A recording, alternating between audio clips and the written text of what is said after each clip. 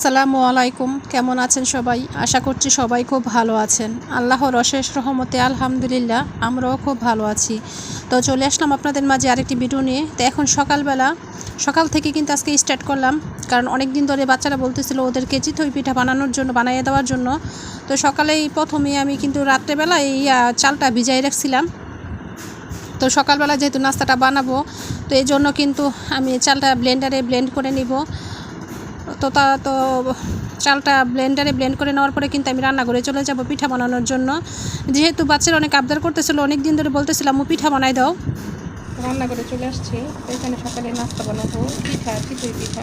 এই জন্য কিন্তু আমি চুলাটা করে রাখছি দেখেন বানানোর জন্য। সকালে গরম গরম চিতই পিঠা।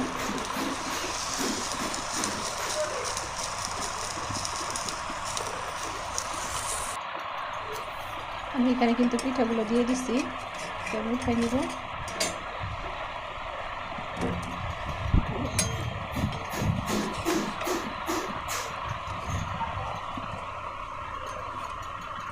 এই ঘাস কামাটা উঠাইতে একটু ঝামেলা হয়, এটা অনেক গর্ত ইয়ারা।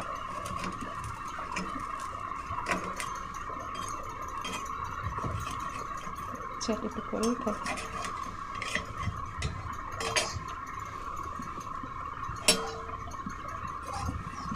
একটু কাঁচা হয়েছে।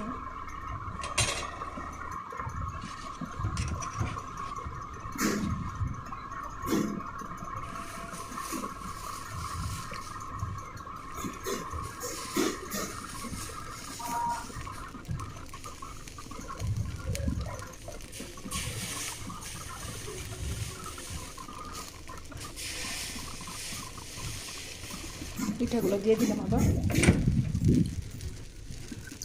পিঠা দিয়ে খাওয়ার জন্য কিন্তু গতকালকে যে আমি খিচুড়ির সাথে গরুর মাংসটা রান্না করছিলাম, ওই মাংসটাই কিন্তু রয়ে গেছে। এজন্য সকাল সকাল আমি পিঠাটা বানাইছিলাম যাতে তরকারিটা দিয়ে খাওয়া হয়। তো তরকারিটা কিন্তু আমি গরম করে নিচ্ছি, কারণ যেহেতু আইব চলে আসছে নাস্তা করার জন্য, সেহেতু কিন্তু ওকে আমি কিছু পিঠাও নিয়ে গেছিলো, তরকারিটাও কিন্তু নিয়ে গেছে খাওয়ার জন্য, যেহেতু চলে যাবে আর কি। তো সেহেতু ওকে দিয়েছিলাম। তো এইখানে পিঠাগুলো বানায় তারপর আমরা সবাই নাস্তা করবো একসাথে।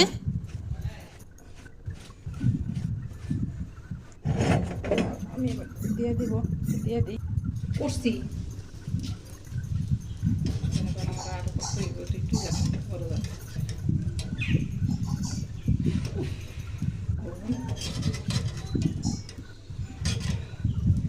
এত গরমে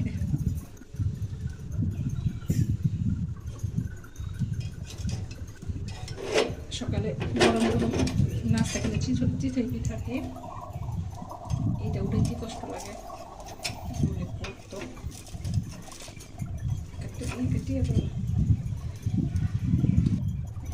দুই দিনের একটানা বৃষ্টিতে কাপড় চোপড়গুলো একদম ভিজা ছিল। তো এগুলো এখন ছাদের উপর সব নাস্তা করে তারপর উঠাই দিলাম, সরাই দিলাম আর কি। এগুলো কাকটা কীভাবে রাখ পারতেছে, তো সব একটু সরাই দিলাম। রৌদ্র না উঠলেও বাতাসে তারপর অনেকটা হবে, শুকাইব। প্রচুর পরিমাণে বাতাস।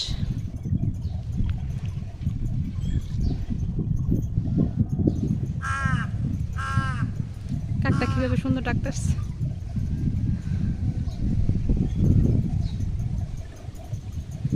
আকাশে কি সুন্দর পাখি উঠতেছে।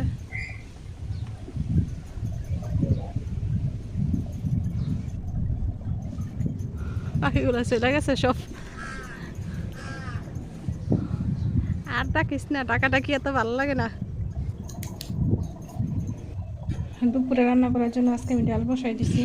তেমন কিছু রান্না করব না, অল্প স্বল্প রান্নাটা করবো আজকে। শরীরটা অনেক খারাপ লাগতেছে। একটু শুয়েছিলাম, উঠে দেখি দুপুরে হয়ে গেছে, 11:30 বেজে গেছে।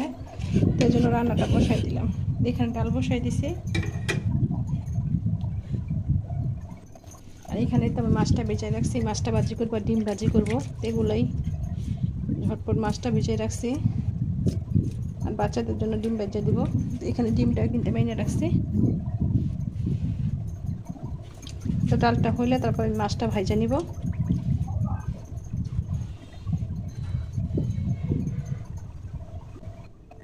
তো এখানে আমি ডালটা বাগার দিয়ে নিব। আমি কিন্তু পেঁয়াজটা সুন্দর করে ভাজা হয়ে গেছে আমার। ডালটা দিয়ে দেব।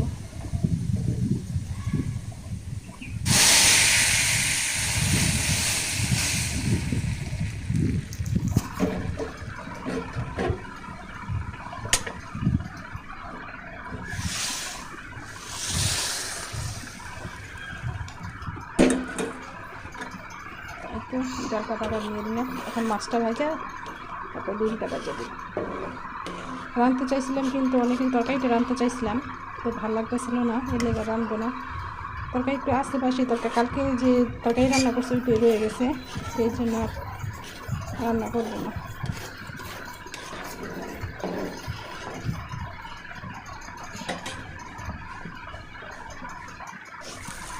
তো এটা ডিমটা কিন্তু ভাজা নিলাম, এখন শুধু মাছটা ভাজি করবো। মাছটা ভাজলে হয়ে যাবে।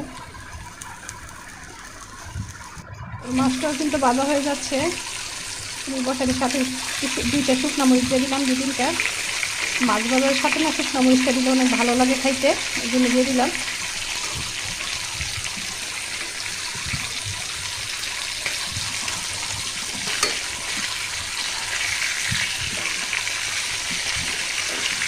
একদম মুচমুচে করে সুন্দর করে মতো ভাজবো।